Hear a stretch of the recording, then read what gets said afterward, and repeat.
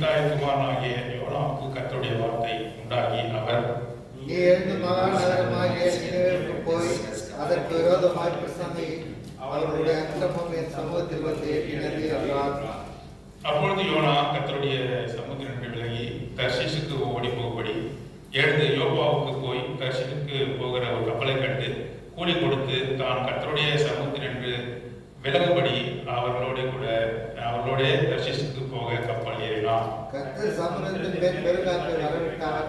அதனால் கடலில் நினைக்கத்தக்க பெரிய பதில் உண்டாயிற்று.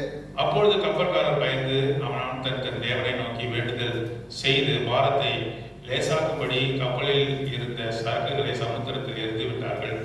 யோனாவோ என்றால் கப்பலில் கீழ்த்தட்டில் இறங்கி போய் படுத்துக்கொண்டு அயர்ந்து நித்திரை பண்ணினான். அப்பொழுது மாலுமி அவனிடத்தில் வந்து, நீ நித்திரை பண்ணுகிறது என்ன? எழுந்திருந்தும் தேவனை நோக்கி வேண்டிக்கொள். நாம் அழிந்து போகாதபடிக்கு சுவாமி ஒரு வேலை நம்மை நினைத்தருள்வார்கள் என்றார். அவர்கள் யார் நிமித்தம் இந்த ஆபத்து நமக்கு நேரிட்டது என்று நாம் அறியும்படிக்கு சீட்டு போடுவோம் வாருங்கள் என்று ஒருவரோடு ஒருவர் சொல்லிக்கொண்டு சீட்டு போட்டார்கள். யோனாவின் பேருக்கு சீட்டு விழுந்தது. அப்பொழுது அவர்கள் அவனை நோக்கி, யார் நிமித்தம் இந்த ஆபத்து நமக்கு நேரிட்டது என்று நீ எங்களுக்கு சொல்ல வேண்டும். உன் தொழில் என்ன? நீ எங்கிருந்து வருகிறாய்? உன் தேசம் எது? உன் என்ன ஜாதியான் என்று கேட்டார்கள். அதற்கு அவன், நான் எபிரேயன், சமுத்திரத்தையும் பூமியையும் உண்டாக்கின பரலோகத்தின் தேவனாகிய கர்த்தரிடத்தில் பயபக்தி உள்ளவன் என்றான். அவன் கர்த்தருடைய சமூகத்திலிருந்து விலகி ஓடி போகிறவனை தங்களுக்கு அறிவித்ததினால் அந்த மனுஷர் மிகவும் பயந்து அவனை நோக்கி, நீ ஏன் இதை செய்தாய் என்றார்கள். பின்னும் சமுத்திரம் அதிகமாய் கொந்தளித்து கொண்டிருந்தபடியால் அவர்கள் அவனை நோக்கி, சமுத்திரம் நமக்கு அமரும்படி நாங்கள் உனக்கு என்ன செய்ய வேண்டும் என்று கேட்டார்கள். அதற்கு அவன், நீங்கள் என்னை எடுத்த சமுத்திரத்திலே போட்டு விடுங்கள், அப்பொழுது சமுத்திரம் உங்களுக்கு அமர்ந்திருக்கும். என் நிமித்தம் உங்களுக்கு என் நிமித்தம் பெரிய கொந்தளிப்பு உங்கள் மேல் வராது என்பதை நான் அறிவேன் என்றார். அந்த மனுஷர் கரை சேரும்படி வேகமாய் கண்டுகளித்தார்கள். ஆனாலும் சமுத்திரம் வெகு மும்பரமாய் கொந்தளித்து கொண்டே இருந்தபடியால் அவர்களால் கூடாமல் போயிற்று. அப்பொழுது அவர்கள் கர்த்தரை நோக்கி கூப்பிட்டு, கர்த்தாவே, இந்த மனுஷனுடைய ஜீவன் நிமித்தம் எங்களை அழித்து போடாதேயும், குற்றமில்லாத ரத்தத்தின் படி எங்கள் மேல் சுமத்தாதே. தேவரீர் கர்த்தர் உமக்கு சித்தமானபடி செய்கிறீர் என்று சொல்லி யோனாவை எடுத்து சமுத்திரத்திலே போட்டு விட்டார்கள். சமுத்திரம் தம் மும்முரத்தை விட்டு அமர்ந்து, அப்பொழுது அந்த மனுஷர் கர்த்தர் மிகவும் பயந்து கர்த்தருக்கு பலியிட்டு பொருத்தனை பண்ணினார்கள். யோனாவை விழுங்கும்படி ஒரு பெரிய மீனை கர்த்தர் ஆயத்தப்படுத்தி இருந்தார். அந்த மீன் வயிற்றிலே யோனா ராப்பகல் 3 நாள் இருந்தார். ஜெபிக்கலாம். Gracious and everlasting Father, in the name of our Father and Savior Jesus Christ, we come to your midst. Thank you for helping us come together. Thank you for the time. Thank you for the prayer you have given to us. Help us to see to bottom of our heart where we are. Speak to each one of us. Let us show our spiritual need. Let me bow my head before you. Your name is alone be exalted. We speak to each one of us. Spirit of God, you lead us to the greater truth so that we will change to the image of God is Christ. Help us in translation as this prayer, knowing all the key verses. Help me to speak what is worthy, what is necessary. You lead me. Let your children be beautified. I ask this prayer in the most sacred Father and Savior Jesus Christ. Amen. This book is very familiar for people who are born in Christian family. ஆண்டவராகிய இயேசு கிறிஸ்துவுக்குள்ளாக பிறந்தவர்கள் அனைவருக்குமே இந்த புத்தகமானது நன்கு அறிமுகமான புத்தகம்.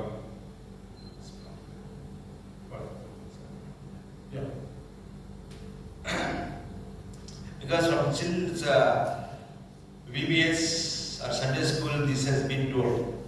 VBSல Sunday ஸ்கூலில் நாம் இந்த பாடத்தை நாம் நன்கு அறிந்து வைத்திருக்கிறோம். But word of God is a living word, so that we will hear newer things as we meditate on the word of the Lord. ஆகவே ஆண்டவருடைய வார்த்தை ஜீவனுள்ள வார்த்தையாக இருக்கிறபடியால் திரும்ப திரும்ப அதை படித்து தியானிக்க வேண்டியவர்களாக So we will see how Jonah's life, because when we see Jonah's life or Peter's life, we just smile in our heart how foolish they are. யோனாவுடைய வாழ்க்கை அதே போல பேதுருடைய வாழ்க்கையை நாம் பார்க்கும் பொழுது அவர்கள் எவ்வளவு முட்டாள்தனமான காரியங்களை செய்தார்கள் என்று சொல்லி நமக்குள்ளாகவே சிரித்துக் கொள்கிறோம். So if we compare that thing, we are not better than them. நாம் அவரோடு கூட ஒத்திட்டு பார்த்து நாம் அவர்களை விட அதிகமாக இருக்கிறோம் என்று சொல்லி நாம் பெருமைப்பட்டுக் கொள்கிறோம். We are not better than them. அவர்களை காட்டிலும் நாம் பெரிய ஆட்கள் அல்ல என்று சொல்லி But we think we make fun of them. ஆகவேதான் நாம் அவர்களை குறித்து நாம் பரியாசம் பண்ணுகிறோம். See in the first word, the word of Lord that came to Jonah, the Amitate. அமிதாயின் குமாரனாகிய யோனாவுக்கு கர்த்தருடைய வார்த்தை உண்டாகி என்று சொல்லி 1ஆம் அதிகாரம் 1ஆம் வசனத்திலே வாசிக்கிறோம். Amitai means truthful, faithful, trustworthy man. அமிதாய் என்று சொல்லும்போது நம்பிக்கைக்குரியவன், உண்மை உள்ளவன் என்று அர்த்தமாகிறது. So he is such a son. So how he should be? He should be truthful and faithful. ஆகவே யோனாவும் கூட அமிதாயின் குமாரனாக இருக்கிறபடியால் அவனும் கூட எவ்வளவு உண்மை உள்ளவனாக, நம்பிக்கை உள்ளவனாக காணப்பட்டிருக்க வேண்டும். But we have not seen such a character in his life. ஆனால் இந்த குணாதிசயங்கள் யோனாவுடைய வாழ்க்கையிலே காணப்படாமல் இருந்தது. In 9th verse also he said, I am a Hebrew man. 9ஆம் வசனத்திலே பார்க்கும்போது அதற்கு அவன் நான் எபிரேயன் என்று சொல்கிறான். Book of Genesis chapter 14 verse 13. ஆதியாகமம் புத்தகம் 14ஆம் அதிகாரம் 13ஆம் வசனம் எடுத்து வாசிங்க. 14 13 14 14:13. 14 13. So Abraham becomes a Hebrew man. இங்கே கூட பார்க்கும்போது ஒரு எபிரேய மனுஷனை குறித்து வாசிக்கிறோம். So he is the father of faith. ஆகவே ஆபிரகாம் கூட விசுவாசத்தின் தகப்பனாக இருக்கிறார். So his family is like that, but this man is not like that. பாருங்க, ஆபிரகாம் கூட விசுவாசத்தின் தகப்பனாக இருக்கிறான். ஆனால் இந்த யோனாவோ அப்படிப்பட்டவனாக காணப்படவில்லை. The same way we are calling Abba Father. நாம் ஆண்டவரை கூட அப்பா பிதாவே என்று கூப்பிடுகிறோம். Our loving Father.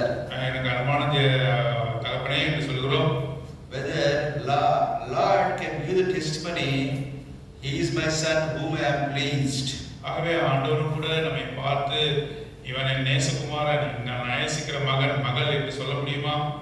But that testimony is not for this in our life.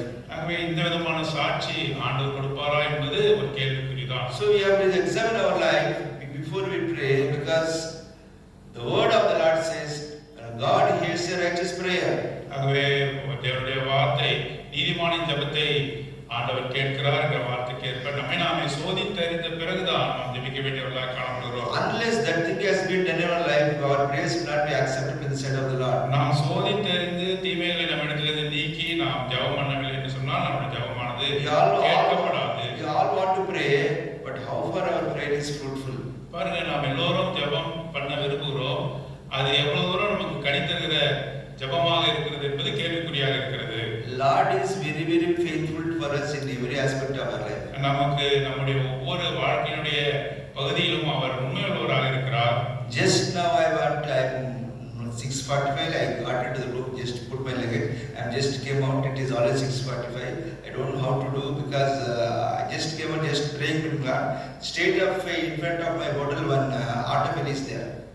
பாருங்க, இங்கே ஹெல்த் டிபார்ட்மெண்ட் நான் வேலையெல்லாம் முடித்து 6:45 தான் அந்த ஹோட்டலில் என்னுடைய லக்கேஜஸ் எல்லாம் போட்டுவிட்டு நான் எப்படி போவேன் என்று சொல்லி யோசித்த போது வெளியே வந்த ஒரு Automobile is there. So I kept him. He came. நான் கை தட்டி கூப்பிட்டேன், உடனடியாக வந்தான். He told just get inside. He's telling. நான் பேசுவதற்கு முன்பாக அவன் வண்டியில் ஏறுங்கள் என்று சொன்னான். I thought I have no other option, because I want to come, but I did not ask him, because I thought today he is going to be whitewash. ஆகவே நான் எதுவுமே அவனிடத்துல பேசவில்லை, விலையை விசாரிக்கவில்லை, பயணத்துக்கான பணத்தை விசாரிக்கவில்லை. நீங்க நான் போய் சேர முடியாது என்று நினைத்தேன். I also does not remember the place. I am telling last minute airport. This thing I am telling. ஆகவே அந்த அவசரத்துல எந்த இடம் என்று கூட நான் மறந்துவிட்டேன். ஹாஸ்பிட்டல் என்று சொல்கிறேன், ஏர்போர்ட் என்று சொல்கிறேன். Then he told, give me 300 rupees. அவர் சொன்னார், எனக்கு 300 ரூபாய் கொடு என்று கேட்டார். I said no. Then he told, you how much you feel like. ஆகவே நான் கொடுக்க முடியாது என்று சொன்னேன். நீ உங்களுக்கு எவ்வளவு தோன்றுதோ அதை கொடுங்கள். So that discussion he is telling is I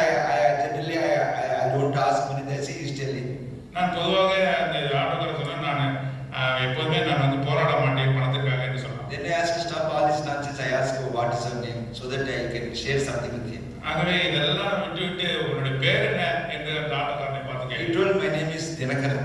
அவர் சொன்னார், என்னோட பேர் Dinakaran. Then I asked which church you are going. எந்த சர்ச்சுக்கு போறப்பான்னு கேட்டேன். He told, I am going to CFC church. CFC. CFC சர்ச்சுக்கு போகிறேன். So then that is, so we had a bitter discussion. I gave the amount of what he has asked. ஆகவே எங்களுக்கு வந்து நல்ல ஒரு உரையாடல் இருந்தது. அவன் என்ன பணம் கேட்டானோ அதை நான் கொடுத்து விட்டேன். Because see, God is so faithful. ஆண்டவர் உண்மையுள்ளவராக இருக்கிறார். Just waiting there for me to take me to come here in ஹோட்டல்ல இருந்து நான் இறங்கி வந்த உடனே எனக்காகவே அவன் காத்திருக்கிறான். whether I am faithful for my Lord.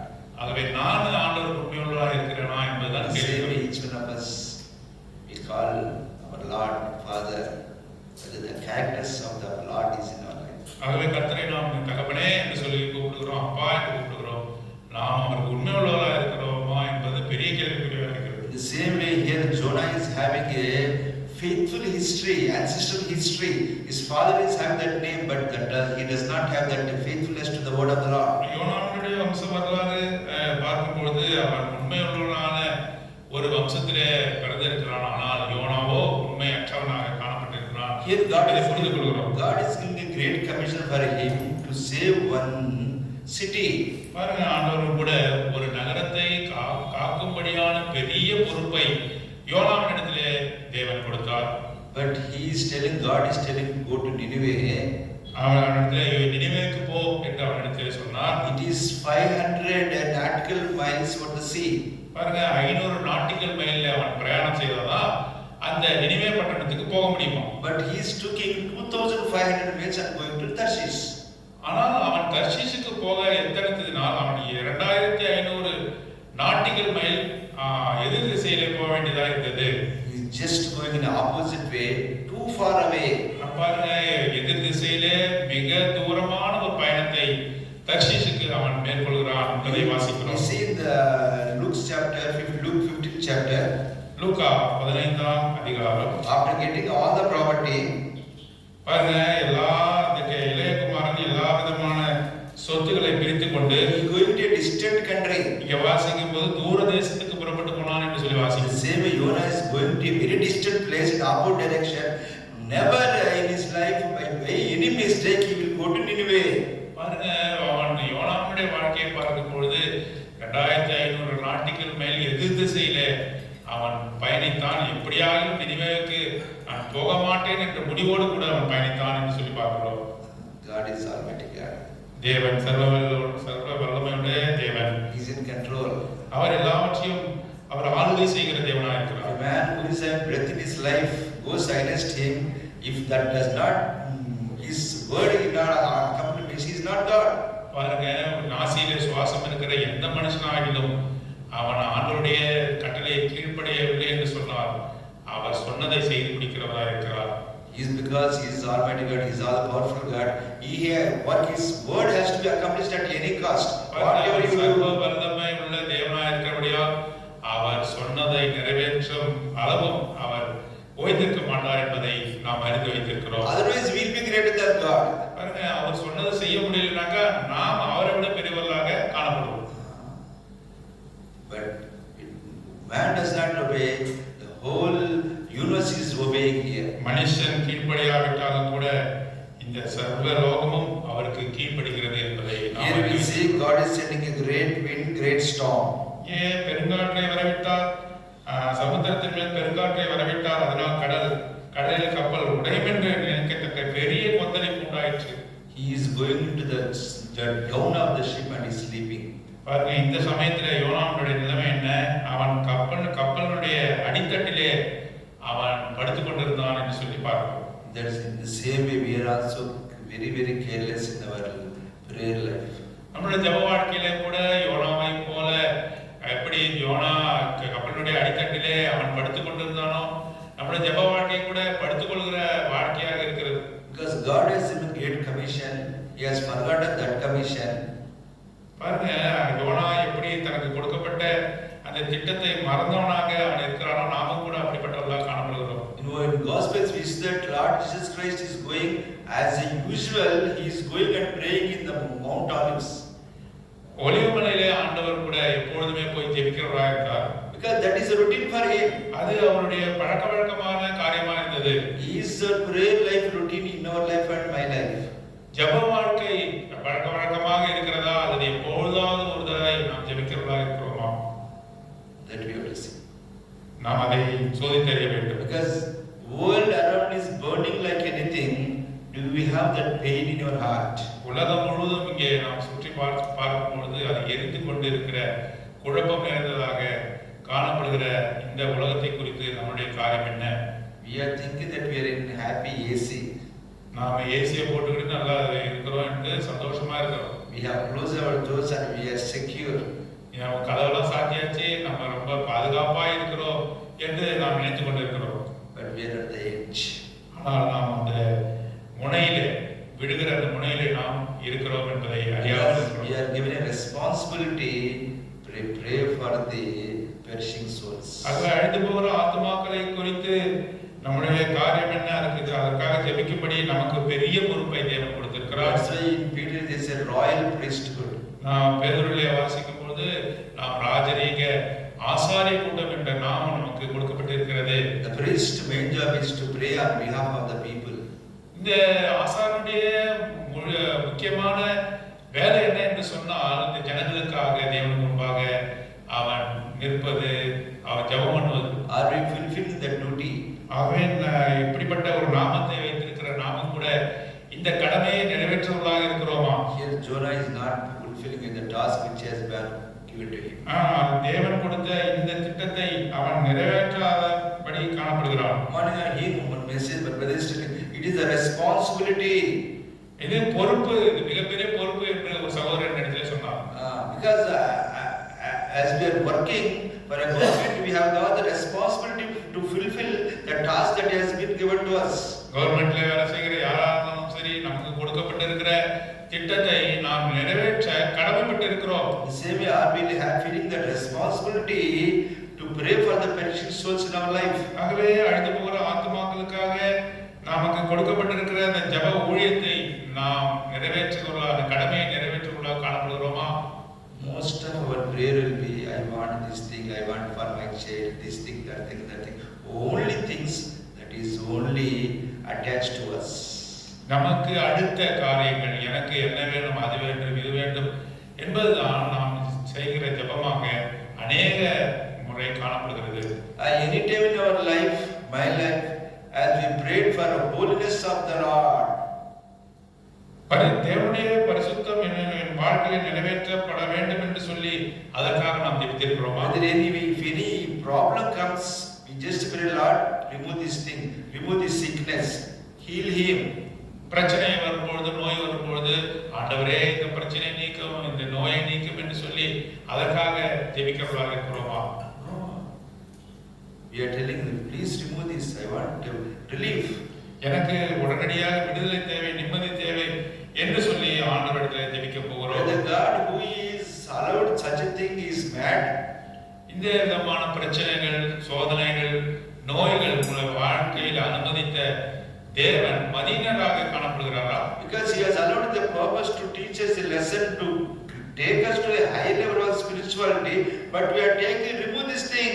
உன்னை உயர்ந்த ஸ்தானத்திற்கு, ஆவிக்குரிய வாழ்க்கையில உன்னை உயர்ந்த ஸ்தானத்துக்கு கொண்டு செல்லும்படியாக உன் வாழ்க்கையில அவர் அனுமதித்து இருக்கிற பிரச்சனைகளை சகித்துக் கொண்டு அவருடைய சித்தத்தின்படி செய்யாமல் இதை என்னை விட்டு நீக்குங்கள் என்று சொல்லி அவரிடத்தில் ஜெபமானவர்களாக காணப்படுகிறோமா? Because we are in just the average level. ஆகவே நாமும் கூட சராசரி விசுவாசிகளாக காணப்படுகிறோம். Because God wants us to get to a higher level. நாம் ஒவ்வொருவரும் அவரை சார்ந்து மிகப்பெரிய அவருடைய திட்டத்துக்குள்ளாக போக வேண்டும் என்று அவர் நினைக்கிறார். In verse 6 we see that 6ஆம் வசனத்திலே they are telling, call your God. மாலுமி அவரிடத்தில் வந்து நீ நித்திரை பண்ணுகிறது என்ன, எழுந்திருந்து உன் தேவனை நோக்கி வேண்டிக்கொள் என்று சொல்கிறார்கள். A prophet who has been assigned a great work by the Lord himself, other people are telling you, pray to your God. பாருங்க, யோனா வந்து ஒரு பெரிய தீர்க்கதரிசியாக காணப்பட்டான், தேவனுடைய பிள்ளையாக இருந்தான். அவனிடத்துல மற்ற ஜனங்கள் போய் அவனிடத்துல அவனுக்கு நினைப்பூட்டுகிறார்கள், நீ ஜெபிக்க வேண்டும் என்று நினைப்பூட்டுகிறார்கள். How shameful it is. எவ்வளவு அவமானகரமான ஒரு காரியமாக இது காணப்படுகிறது. Because world pray for us, you pray for us. உலகமானது ஜனங்களானது நம்மிடத்தில் சொல்கிறார்கள், எனக்காக ஜெபம் பண்ணுங்கள், எங்களுக்காக ஜெபம் பண்ணுங்கள் என்று நமக்கு ஞாபகப்படுத்த வேண்டியதாக இருக்கிறது. Because we are not yet for them. ஆக அவர்களுக்கென்று நாம் நேரத்தை ஒதுக்குவதில்லை. Jonah is only interested in himself. யோனாவுடைய வாழ்க்கையை பார்க்கும் பொழுது அவன் சுயத்தை நாடுகிற ஒரு மனுஷனாக இருக்கிறான். He thinks whatever I think it will be done. நான் என்ன நினைக்கிறேனோ அதை நான் நிறைவேற்றுவேன் என்று யோனா இங்கே நினைக்கிறான். He thought the word of God is inferior to his will. ஆகவே தன்னுடைய சுயத்தை காட்டிலும் தேவனுடைய வார்த்தையானது அது கீழாக இருக்கிறது என்று நினைக்கிறான். That's why he is not at all praying. ஆகவே அதற்காகத்தான் அவன் ஜெபம் பண்ணாமல் காணப்படுகிறான். If you see that when I am reading this thing, people prayed before him and then put him into the waters. இந்த வசனத்திலே நாம் வாசிக்கும் பொழுது அவனை சமுத்திரத்திலே போடுவதற்கு முன்பாக, யோனாவை சமுத்திரத்திலே போடுவதற்கு முன்பாக ஜனங்கள் ஜெபிக்கிறதை பார்க்கிறோம். Here you see that the ship is in a bad condition. He is least bothered. ஆகவே இந்த கப்பலானது அலை பாய்ந்து கொண்டிருக்கிறது, முழுகத்தக்கதாக இருக்கிறது. அதை குறித்து யோனாவுக்கு கவலை இல்லை. They told him, you pray. He is not bothered. ஜனங்கள் கப்பலிலே பிரயாணம் செய்த ஜனங்கள் யோனாவை பார்த்து ஜெபி என்று சொன்னார்கள். அதை குறித்தும் அவனுக்கு கவலை இல்லை. And they are ready to put him into the water. For then also he is not praying. அவனை தூக்கி கடலிலே போட போகிறார்கள், அப்பொழுது கூட அவன் ஜெபிக்கவில்லை. How careless he is in his life. அவனுடைய கேர்லெஸ், அதாவது அவனுடைய அஜாக்கிரதையான வாழ்க்கையை குறித்து நாம் இங்கே பார்க்கிறோம். His only thing is his will should be accomplished. என்னுடைய சித்தம் தான் நிறைவேற்றப்படணும் என்று He is ready to die for it also. அதற்காக தான் மரித்தாலும் பரவாயில்லை, என்னுடைய சுய சித்தம் நிறைவேற்றப்பட வேண்டும் என்று சொல்லி யோனா விரும்புகிறான். Such a hard-hearted fellow. கடினமான இருதயம் உள்ள யோனாவை இந்த வசனங்களை நாம் பார்க்கிறோம். We also like that. நாமும் கூட யோனாவை போல கடினமான இருதயம் உடையவர்களாக We இருக்கிறோம். are seeing so many of our relatives, friends.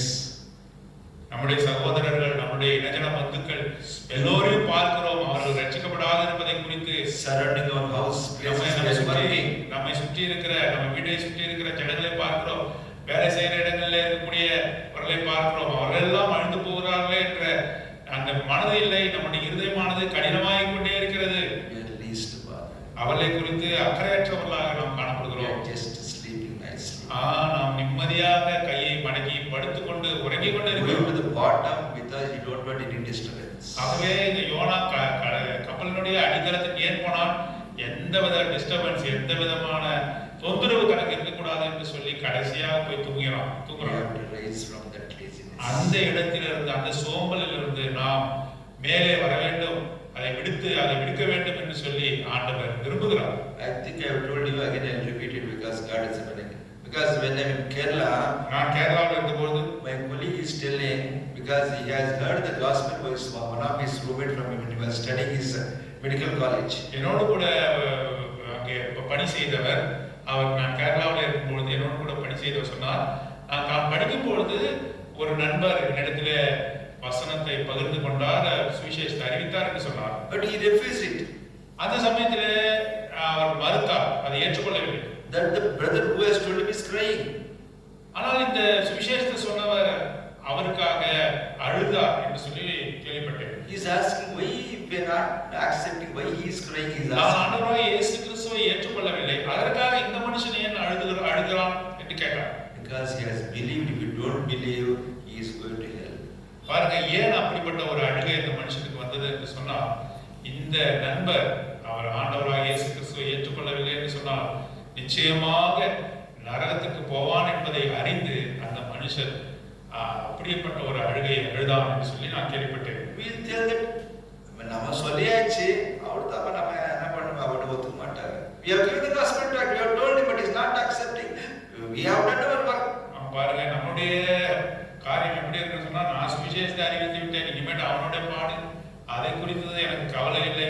என்னுடைய கடமை முடிந்தது, நான் சுவிசேஷத்தை அறிவித்து விட்டேன். அவன் நரகத்துக்கு போகிறானா, அவன் பரலோகத்துக்கு போகிறானா என்பதை பற்றி அக்கறை எனக்கு இல்லை என்பதுதான் நம்முடைய காரியமா இருக்கிறது.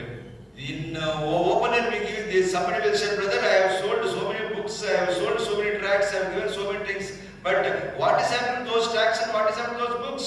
பாருங்க, சுவிசேஷ படைமுயற்சியிலே போகும்போது ட்ராக்ஸ், காஸ்பல் புக்ஸ் இதெல்லாம் வந்து யார் அதிகமாக வித்து பணத்தை கொண்டு வருகிறார்கள் என்று சொல்லி பார்க்கிறோம். அதிலே தான் கணக்கு இருக்கிறதே தவிர அது மெய்யாகவே அவனுள்ள ஆத்மாக்களை சென்றடைந்ததா, அது கிரியை செய்யுமா, ஃபாலோ ஒர்க் என்ன, அதற்காக நாம் ஜெபிக்க வேண்டும் என்பதை குறித்து அக்கறையற்றவர்களாக இருக்கிறார்கள். If you really ask whether we really believe hell means, it is very difficult to say. We will tell, we will speak, but we don't really believe there is hell. பாருங்க, இப்பொழுது உண்மையாகவே நரகம் இருக்குன்னு சொன்னாக்கா நாம இப்படிப்பட்ட நிலைமையில அக்கறையற்றவர்களாக நாம் காணப்பட மாட்டோம். நான் சொல்லிவிட்டேன், என் கடமை முடிந்தது என்று சொல்லி போகிற மனுஷர்களாக இருக்க மாட்டோம். If you have really believed that there is hell, நாம் மெய்யாகவே ஒரு நரகம் இருக்கு என்று சொன்னா we will cry like anything. நாம் அழுது கொண்டே இருப்போம், நாம் அழுது கொண்டே இருப்போம். But is there is cry in your heart for the perishing souls? ஆகவே இந்த அழிந்து போகிற ஆத்மாக்களை குறித்து அழுகை நமக்கு இருக்கிறதா, அவர்களை குறித்து நாம் அக்கறையாக இருக்கிறோமா? For any prayer meeting you go, they said I have headache, BP, sugar, கால் வலி, கூல் வலி, என்னோட பையனுக்கு ஜாப், டாட்டர்ஸ் மேரேஜ், ஒரு வீடு கட்டணும், அதுதான் கிடையாது. நான் போகிற சபைகள்ல ஜப கூட்டத்துல போனாக்கா சொல்லப்படுகிற அனௌன்ஸ்மெண்ட் கால்வலி, கைவலி, திருமணம், அது இது இதேதான் இருக்கிறத தவிர மற்ற காரியங்கள். For that thing, there is no need to come to for Lord Jesus Christ. We can go and ask a doctor, a healer, or a rich person. ஆகவே பணக்காரன் அல்லது டாக்டர்கிட்ட போய் எனக்கு உடம்பு சரியில்லை, கை வலிக்குது, கால் வலிக்குதுன்னு அவங்ககிட்ட போய் சொல்லலாம். எதுக்கு நம்ம ஆண்டவர் சொல்லணும்? Because God is only interested in spiritual matters. ஆகவே ஆண்டவர் நம்மிடத்திலே மெய்யாகவே ஆவிக்குரிய வாழ்க்கை எப்படி இருக்கிறது என்பதை குறித்து மிகுந்த அக்கறை உடையவராக. Word of God says, seek the kingdom of the Lord first. முதல்ல தேவனுடைய ராஜ்யத்தை தேடுங்கள் என்று சொல்கிறார். Are we seeking for the kingdom of the God? அவருடைய ராஜ்யத்தை முதலாவது தேடுகிற மக்களாக நாம் காணப்படுகிறோம். We want our things should be first safeguarded. முதல்ல நம்முடைய காரியங்கள் பாதுகாக்கப்பட வேண்டும் என்று சொல்லி விரும்புகிறோம். We have to change. நாம் மாற வேண்டியவர்கள். We have to repent. நாம் மனவருந்த வேண்டியவர்கள். Otherwise, there is no fruit in our life. அப்படி இல்லை என்று சொன்னால் நம்மிடத்துல கடிதம் வாழ்க்கை இருக்காது. Here Jonah knows the solution also. He is a great man. பாருங்க, இந்த யோனா மிகப்பெரிய மனிதன் தான், தேவனுடைய தீர்க்கதரிசி. ஏன்னு சொன்னால் இந்த பிரச்சனைக்கு என்ன என்ன காரியம் என்பதை அவன் அறிந்திருந்தான். I tell, put me in water, it will stop. அவன் சொன்னான், என்னை தூக்கி கடல்ல போடுங்க, இது அமர்ந்து விடும் என்று சொன்னான். He knows fully that all these things are because of him only. யோனாவுக்கு இந்த எல்லா கப்பலுடைய சேதம், கப்பலுடைய கொந்தளிப்பான காரியங்கள் எல்லாம் நமக்காகத்தான் நடக்கிறது என்பதை நன்கு அறிந்து வைத்திருந்தான். In spite of that, still he is not praying. பாருங்க, இவ்வளவு இருந்தும் இந்த வசனத்துல ஒரு இடத்துல கூட யோனா ஜெபித்தான் என்று சொல்லி போடப்படவில்லை. Only I think if you read the second chapter, is telling he has gone to the bottom of the sea. இரண்டாவது அதிகாரத்துல அவன் கடலின் ஆழத்துல போகும்போது தான் தேவனை நோக்கி கூப்பிடுகிறான். And the weeds has braved around it, so that all the things which are the bottom of the things has engulfed him. பாருங்க, அந்த பூமியின் பர்வதங்கள் அடிவாரங்களில் அவன் இறங்கும் பொழுது அந்த பாசிகள், கடற்பாசிகள் அவன் தலையை சுற்றி கொண்டு அவன் நெருக்கப்படுகும் பொழுதுதான் அவன் ஜெபிக்க ஆரம்பிக்கிறான். The seventh verse says, while I was fainting away, I remembered the Lord. என் ஆத்துமா எனக்கு தொய்ந்து போகையில் கர்த்தரை நினைத்தேன் என்று சொல்கிறான். They said in the gasping, the last breath, appada he then prayed to God. பாருங்க, எல்லாம் அந்த கடற்பாசிகளை சுற்றி மூச்சு அடைக்கிற சமயம், உயிர் போகிற சமயம் யோனாவுக்கு வந்தபோது தான் தேவனை நினைக்கிறான் என்று பார்க்கிறோம். Do you also want to go to that state, then remember the Lord? நாமும் கூட அப்பேற்பட்ட ஒரு சூழ்நிலைக்கு போனா தான் கர்த்தரை நினைப்பியா, அப்பதான் நீ ஜெபம் பண்ணுவியா? Word of God is because why Jonah has been put in the Bible means God was telling us that you don't do like that. ஏன் யோனாவின் புத்தகத்தை வைத்திருக்கிறார்? ஏனென்றால் நாம் இப்படி செய்யக்கூடாது என்பதற்காக வைத்திருக்கிறார். But we are reading, we are meditating, we are speaking, we are giving message after message, but we are not following. இதை படிக்கிறோம், தியானிக்கிறோம், இதில் செய்திகளை கேட்கிறோம், ஆனாலும் கூட நாம் இதை குறித்து கவலையற்றவர்களாக காணப்படுகிறோம். So let us examine our life in the light of the word. ஆகவே தேவனுடைய வார்த்தையின் வெளிச்சத்துல நம்மை நாமே சோதித்து அறியலாம். Whether my life is like Jonah, நம்முடைய வாழ்க்கை யோனாவினுடைய வாழ்க்கையை போல இருக்கிறதா? I am going against the will of the Lord. நான் தேவனுடைய தீர்மானத்துக்கு எதிராக போய் கொண்டிருக்கிறேனா? Or my My life is like Lord Jesus Christ, who is praying for the perishing souls. ஆகவே ஆண்டவராகிய இயேசு கிறிஸ்துவுடைய ஜெப வாழ்க்கையை போல அழிந்து போற ஆத்மாக்களுக்காக அவர் எப்படி இரவெல்லாம் ஜெபித்தாரோ அதே போன்ற ஒரு வாழ்க்கை எனக்கு இருக்கிறது. We are not following Jonah, but we are following Lord Jesus Christ. நாம் யோனாவை போல இருக்கக்கூடாது, ஆண்டவராகிய இயேசு கிறிஸ்துவை முன்னுதாரணமாக கொண்டிருக்க வேண்டும். Because Lord said, "I am the way, truth, and life." Are we following the life of Jesus Christ or following the life of Jonah? ஆண்டவர் கூட நானே வழியும் சத்தியம் ஜீவனமாக இருக்கிறேன். ஆண்டவராகிய இயேசு கிறிஸ்துவுடைய ஜீவனை பின்பற்றுவதாக நாம் காணப்படுகிறோமா அல்லது இந்த யோனாவை போல நாம் காணப்படுகிறோமா? Let us examine. Let the word of God has given the revelation so that we will be changed and achieve a higher spiritual level. தேவனுடைய வார்த்தை தாமே பெரிய வெளிப்பாடுகள் நமக்கு கொடுத்து ஆவிக்குரிய வாழ்க்கையை முன்னேறக்கூடியவர்களாக நம் ஜெபங்கள் அங்கீகரிக்கப்படத்தக்கதாக ஜெபங்களை எடுக்க தேவன்